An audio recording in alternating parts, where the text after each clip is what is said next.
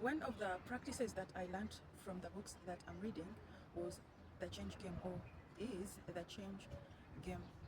Catching myself during the day to make sure that no thought, no behavior, no habit that passes by me without my notes or without my awareness. So many of us want to change things in our lives, but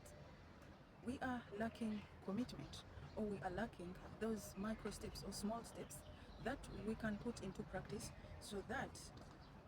we implement something new that we have learned or that we have been told. So the change game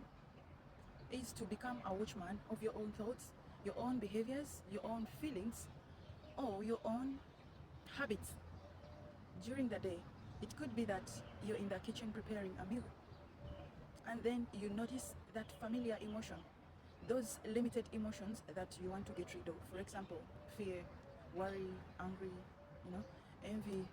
those familiar thoughts that you want to get rid of. What do you do?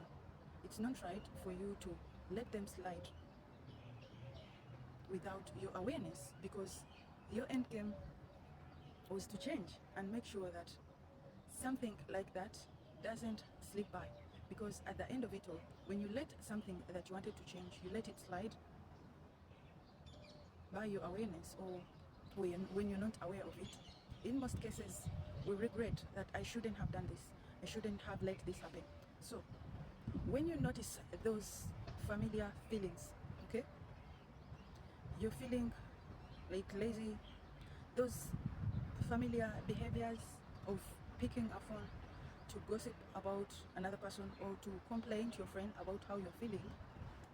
when you notice those familiar behaviors of trying to pick a fight with your loved one, those familiar behaviors of spending a lot of time on the computer or aimlessly scrolling on the phone, those familiar behaviors of shopping unnecessary or spending more than you are supposed to spend,